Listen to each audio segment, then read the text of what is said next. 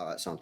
Well, I mean, we can speak about Sunday, yeah, but Sunday doesn't really tell the full picture, if we're being honest. We have to go back to the summer.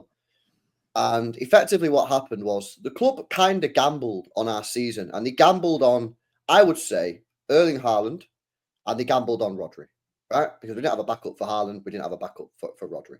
Now, had obviously Haaland has stayed fit, had Rodri stayed fit, and if Haaland stays fit for the full season, we're probably all right. Unfortunately, Rodri got the worst injury we could possibly get, and because the club hadn't done what they should do, which was buy someone in case something like that happened, it's effectively left us with a group of players that simply cannot do the job that we need them to do. Now that doesn't mean I'm blaming the injury. I'm not. I'm blaming the board. I'm blaming Tiki. I'm blaming Pep for not protecting ourselves against that risk. Now, of course, the chance, of an ACL is extremely rare, right? So that is unlucky. However, injuries can happen. He could have got a hamstring injury, which would have kept him out for 3 months, 4 months.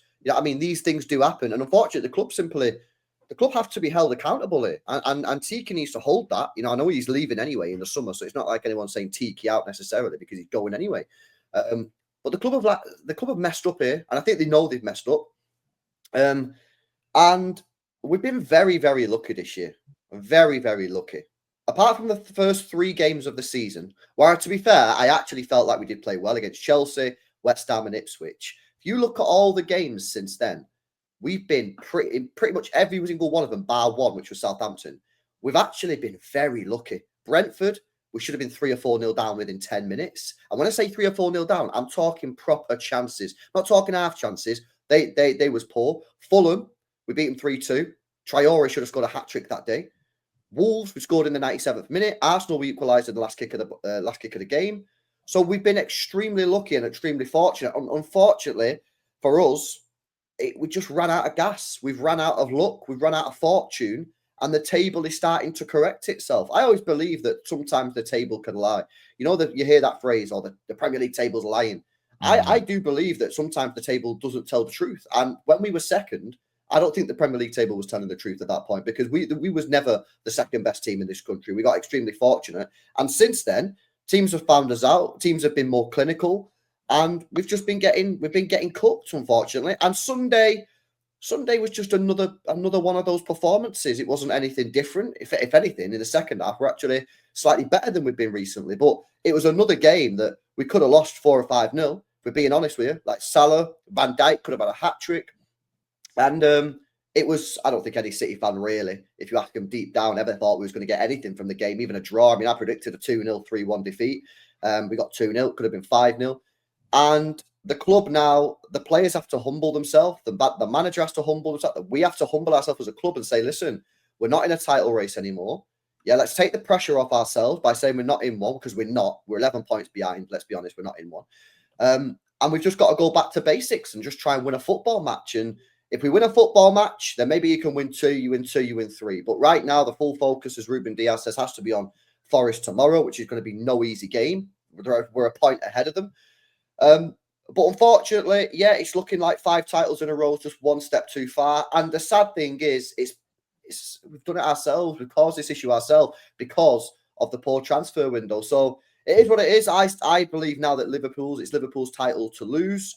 I think that Arsenal have got a chance because they're a good side, but I think it's Liverpool's to lose now. And best we can hope for now is get top 4, buy some players in January, and then give the FA Cup, give the Champions League a good go. Because people are saying, is the season over? Is the season... No. The season's not over.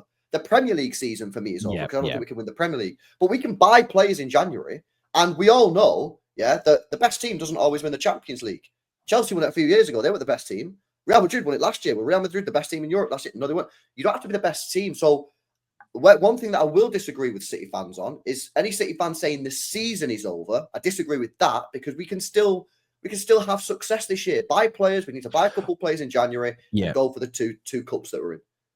Yeah, which I think is exactly why I was saying on the one thing I was calling Pep out for last week, and I'd love to get the boys' take on this as well as Dan's overarching views of the weekend. I expect a manager of his caliber, and I've read reports today from The Athletic that he's locked himself away, he's not answering phone calls, he's obsessed with finding a way out of this, which is fair. but I expect Pep to find a solution to make you competitive again. Because although bad runs happen, it's happened to every great manager in their time, all of them. But that's the one thing where I look at Pep and I think to myself, it's the first adversity to this level he's ever faced. I am expecting him, and I said it last week, I am expecting him to win the league from this point. Because again, all the other great managers that are on the GOAT list, the GOAT debate, have all had seasons where they haven't won the league. Have all had seasons where they lost their best player and didn't win the league. When Man United lost Eric Cantona after kicking a racist, we didn't go on to win the league that year. But we were competitive until the final day and lost out by a point, as an example. So that's the one thing I'm looking at here when it comes to Pep more than anything else. Oh, yeah. Can I address that bit? It's to not throw the season away because you've still got free exactly. You can win. Let me readdress that. So when it comes to Pep Guardiola, for me, I think that he has made a few errors. I think he set the team up wrong against Liverpool. For me, I think he should have played Núñez in the middle. Núñez played really well against Feyenoord in the middle. He's one of our better players. He adds pace, he adds energy, and he adds physicality. Something that we have zero of in that midfield. The midfield is Bernardo Silva, Kovacic, Gundogan, Rico, Lewis, and Foden. That is like zero physicality. Núñez adds physicality.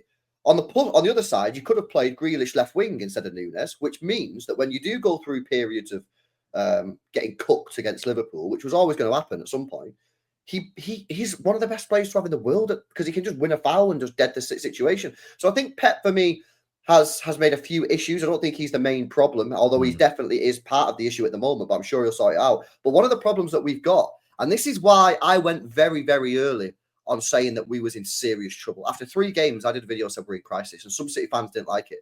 But one of the reasons I said it and said it so soon and been proven correctly is because I don't think we necessarily have the solution in this current squad. And I think I've been proven right, because since I did that first video, we failed to win another 4 games. The players that we have, mate, they can't do it. Gundogan, unfortunately, should never have come back. Like, I got behind it at the time. Like, Gundo back, I was buzzing. I'm a fan of emotional. But that is turning out to be a disaster. Kovacic, even though he's been one of our better players this year, still has major issues. Yeah, he's slow in transition. Rico has no physicality.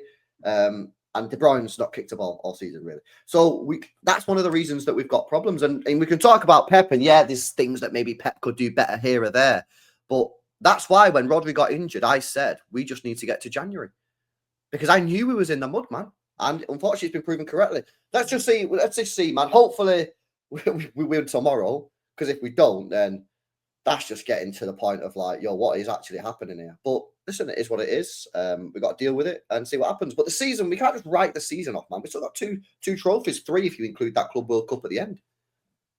Yeah, it's interesting. There's a lot there that I actually would like to touch on. So first of all, Pep Guardiola. Let's just talk about him. The guy's a genius. The guy's magnificent, right? But when he walked into the club, he said, I ain't going to be doing anything unless you give me 4 fullbacks in the club, sort my midfield out, blah, blah, blah. I've always said with Pep Guardiola, he's a genius. He's unbelievable. But you have to give him the tools, because when he doesn't have the tools, as you're seeing, he's just like... Is that not the same with any manager, though, Potsy?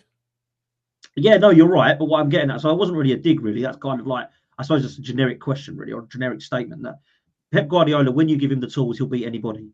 If he's not quite got the best tools, I don't think you're like... So, for example, let me give you an example. Sir Alex Ferguson didn't have the best tools, but he got the best out of that match. That is a load of nonsense. He didn't have the best tools. Do you know why it's not? Oh my God! How many times did he break the British transfer record, Potsy? Did you see them winning? Did you see them winning in 2013 with Van Persie, and literally the rest of their squad was a disgrace? Right. So in 2012, Potsy, they failed. That's why. But that's why, LB. Sir Alex Ferguson will always be seen better than Pep. Okay. Why? Because he's done that. It's optics. In 2012, Potsy, they didn't win the league.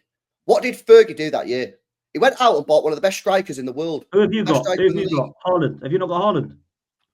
What are you talking about? You're trying to tell me that that Fergie didn't have the best players. He didn't win the league in 2012. He went out and bought one of the best strikers in the Premier League and won the league. You're talking about? League. Yeah, but you've got one of the best strikers now. Why can't you win the league? You're changing the conversation. You just said Fergie didn't have the best players. It's a load of nonsense. He bought. Hang on. On Fergie, let me just give you an example on Fergie here, though. Sorry, Dan. Let me just give you an example on Fergie here. When he says he's got the best tools, where I would just slightly change what Dan said in this argument is he had amazing tools, but not always the best. Yes, he broke some British transfer records. However, that for me is slightly disingenuous. 92-93 season, Blackburn were the highest spenders. 93-94 season, Blackburn highest spenders. 94-95 season, Everton highest spenders. 95-96 season, Newcastle the highest spenders. 96-97 season, biggest spenders were Newcastle. 97-98, Newcastle were the biggest spenders. Man United didn't become the biggest spenders in a singular summer until the summer that we went on to win the treble.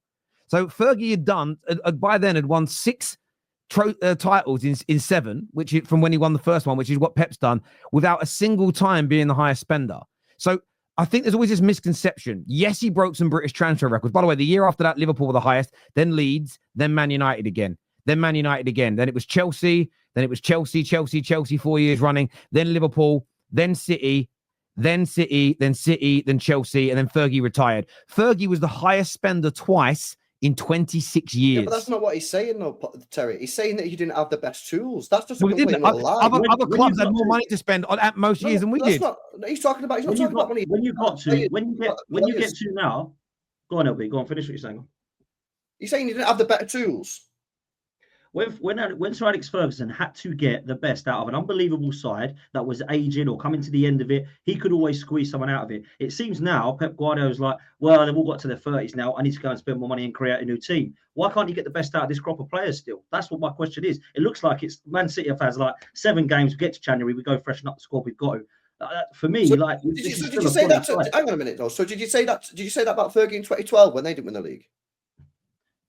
What do you mean? What do you mean? Did I say that about Fergie? So you're now saying, why can't Pep get the best out of this set of players? Because now we're not going to win the league. Did you say the same thing about Fergie in 2012 when they didn't win the league? In 2013, did you see the team that he won with? Did you see that back line? Jones, Smalling, Fabio, Raphael. They had Rooney, they had Van Persie. Rooney and Van Persie, brilliant. You've got Haaland and Foden. Right. So you're saying they didn't have the best tools. You're changing the argument. You said they didn't have the best tools. This is a complete and utter lie, bro. I don't think Pep's got the best tools right now, and I don't think the Fergie had the best in 2013. But I saw him get it across the line, and I'm asking, can Pep get it across the line for you? That's what I'm asking. So 1 year we don't win it, and now you're making it out like, oh, he's not this good manager or whatever. Well, I'm saying there's a comparison between Ferguson and Sir Alex Ferguson and Pep Guardiola, which I've always said overall I think Pep's a genius. I think Sir Alex Ferguson leaves him dead in the water in terms of the Premier League management overall, and this is an example of why. Because when that team got to the end, they were like, if I leave this team now, it is not going to be good. Hence why they haven't won the league since he's left. Because that is what he did. He got the best. He gave that David Moyes, and it was just absolutely horrendous team. And Man United have been trying to catch up since. I'm asking, can Pep Guardiola get the best out of these players right now? I.e., he's got Foden there, he's got Haaland there, he's got Vardy there, he's got Rico Lewis, Doku, all these youngsters. Not all of these 35-year-olds. People keep saying, oh, he can't do now. He's got 35-year-olds now. He'll have to go and freshen it up and give him a no. And I'm saying, when he walked in at Man City, he didn't have it. It was like, give me 4 fullbacks and everything. I need the tools. That's what he's saying. So, yeah, you're right to say most managers need that, because we can go and talk about Arteta if you want, about him still not getting it across the line. I'm not talking about, look, it's easy to do. I'm saying when it gets to the stage where it matters, what has Pep